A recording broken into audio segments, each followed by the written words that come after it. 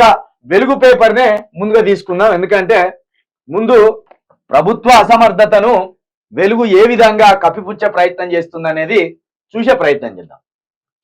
ఇవాళ రేపు భారీ వర్షాలు, ఆరెంజ్ అలర్ట్ జారీ చేసిన ఐఎండి, బగ్గుమన్న ఉత్తర తెలంగాణ, కాస్త చల్లబడ్డ దక్షిణ జిల్లాలు.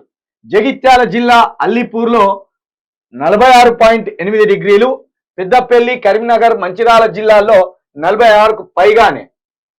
రాష్ట్రంలో 5 రోజుల పాటు మోస్తరు నుంచి భారీ వర్షాలు కురుస్తాయని వాతావరణ శాఖ తెలిపింది. మంగళవారం, బుధవారం భారీ వర్షాలు పడతాయని పేర్కొంది.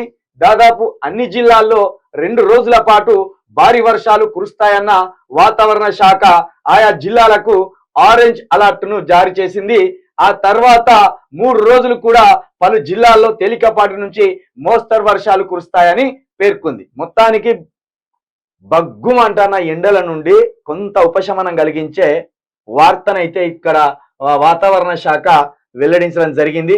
ముఖ్యంగా నిప్పుల కులమిలో మనిషి నిలబెట్టినట్టు ఉన్నది, ఇక పొయ్యి మీదనే కూర్చోబెట్టినట్టు ఉన్నది మన పరిస్థితి. ఎక్కడ అసలు ఏసీలే పని చేయని పరిస్థితికి వచ్చింది. ఏసీల ముందర కూర్చున్నా కూడా చెమటలు పట్టే పరిస్థితికి వచ్చింది వాతావరణం. దీనికి ప్రధానమైన లోపం ఎక్కడ ఉన్నదంటే చెట్లను ఎక్కడికక్కడికి నరికేస్తాను. ఎక్కడికక్కడ ప్లాస్టిక్ వస్తువులను విరివిగా వాడుతూ, పైగా శుభ్రత లేకుండా చెట్లను కొట్టేస్తూ, మనకు 200 గజాల జాగ ఉంటే 200 గజాల జాగల ఇల్లు కట్టేస్తాను, 500 గజాల జాగ ఉంటే 500 గజాలకు సరిపోయి ఇల్లు కడతాను. కానీ ఆ సరౌండింగ్స్ ఏది మన ఇంటి సరౌండింగ్స్ లో, ఇంటి పరిసర ప్రాంతాల్లో ఓ 4 మొక్కలు నాటి వాతావరణాన్ని సమతుల్యత చేద్దామనే ఆలోచన లేదు. దీనికి సంబంధించి ప్రభుత్వాలదే వైఫల్యం. ప్రభుత్వాలు వీటి మీద అవగాహన కలిగిస్తలేరు, చెట్లను నాటాలనే ప్రచారం చేస్తలేరు. ప్రభుత్వం దీన్ని ఒక ఉద్యమంగా తీసుకోవాలి.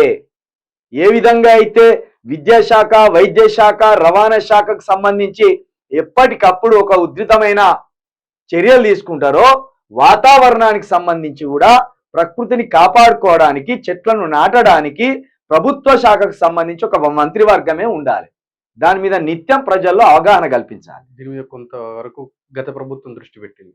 గత ప్రభుత్వం ఏది పల్లె ప్రకృతి వనాలని అవి ఇవి అని చేస్తూనే ఉండేది. కానీ ఇంకా ఉధృతంగా చేయవలసిన అవసరం అయితే ఉన్నది. ఇక వర్షాలు పడుతున్నాయి కదా, మరి వర్షాలు చెడగొట్టు వర్షాల కిందికి కూడా వస్తాయి. మనం చల్లబడ్డ వాతావరణం చల్లబడ్డప్పటికీ ఇంకా కళ్ళాల మీద చెడగొట్టు వర్షాలు, కళ్ళాల మీద వడ్లు ఉన్నాయి, ఆ పంటలు ఉన్నాయి, అవి నాశనమయ్యే పరిస్థితి ఉన్నది. ప్రజలకు ఎండల నుండి ఉపశమనం కలిగిన రైతులకు మాత్రం దీనివల్ల నష్టం కలిగే అవకాశం ఉంటది. ఇక మొత్తానికి ఆరెంజ్ అలర్ట్ అయితే ప్రకటించాను. భారీ నుండి ఓ మోస్తరు పాటు వర్షాలు కురుస్తాయి. మన రైతులు కొద్దిగా ముందు జాగ్రత్త తీసుకొని, రైతులు ముందు జాగ్రత్త తీసుకోవాలి.